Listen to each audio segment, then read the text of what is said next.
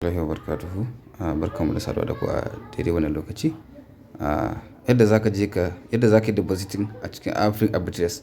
Da farko idan ka je ka buɗe Africa Arbitrage kamar haka, za ka zo ka taɓa nan gashi, sai ka taɓa wajen kamar haka. Idan bayan ka taɓa wajen kamar haka ya buɗe maka nan, sai ka zo ka taɓa gashi deposit. Bayan ka taɓa deposit, to za ka zo ka taɓa nan da gashi depositing again, sai ka taɓa shi kamar haka.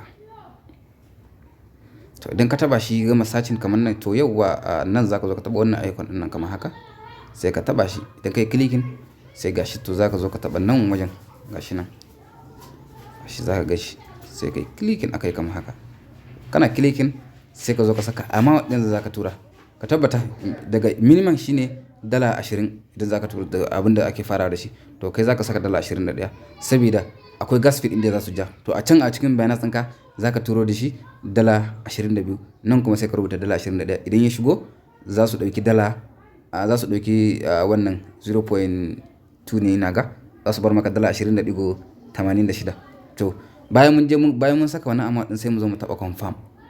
Bayan mun taɓa confirm kamar haka,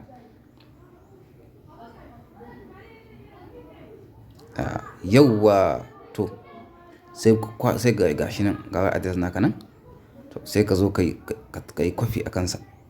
Bayan ka yi copy sai ka je ka shiga cikin Binance ɗinka. To bari mu je mu shiga cikin Binance ɗin mu kai sai. Yauwa ga mu a cikin Binance ɗin mu kamar haka, to za mu zo mu taɓa withdrawal. To idan muka taɓa withdraw, za mu zo mu taɓa USDT gashi nan. In kun duba kun ga can cikin TRC20 muka kofa ko, to za mu paste na contract address ɗin kamar haka, sai mu zo mu taɓa nan gashi nan network.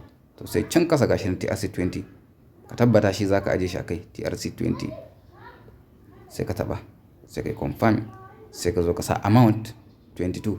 Ayin ba ku manta ba, kun ga a can mun sa 21, amma kun ga anan mun sa 22. To in kun duba kun gani gashi nan zai fito mana, za su ɗauki network guda ɗaya shine zai tafi 21. Ina fatar kun gane. To za mu tura shi, sai mu zo mu taɓa deposit. Bayan mun taɓa deposit za mu zo mu yi confirm.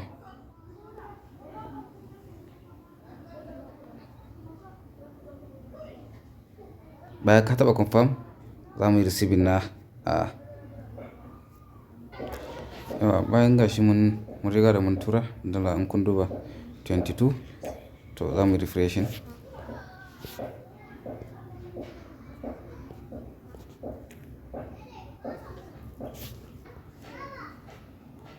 In kun duba kun ga gashi mun riga da mun tura guda 22, amma kun ga sun dauki gas fee guda ɗaya, shi ne ya tafi 22. Idan muka kuma muka je muka shiga cikin Africa Arbitrage, to ba za ka fita daga nan wajen ba. Idan muddin ka ɗauki wani address ɗin ka je ka tura, to za ka yi haƙuri ne ka bar shi har sai ya shigo ya nuna maka payment ɗinka successful, kamin nan ka fita daga wannan wajen. Ina fatar kun fahimce ni. Kada mutum ya fita daga nan wajen. Indai muddin mutum ya je ya ɗauki wani address ɗin ya je ya tura, to ya yi haƙuri ya jira nan ya gama yin research har ya zo ya nuna maka successful, tukunna ka fita. Wani lokaci zai ɗauke ka minti 10, minti 5 haka, tukunna za ga zai zo ya nuna maka confirming na wannan abin da ka deposit ɗin, kamin nan ka fita daga wannan nan wajen.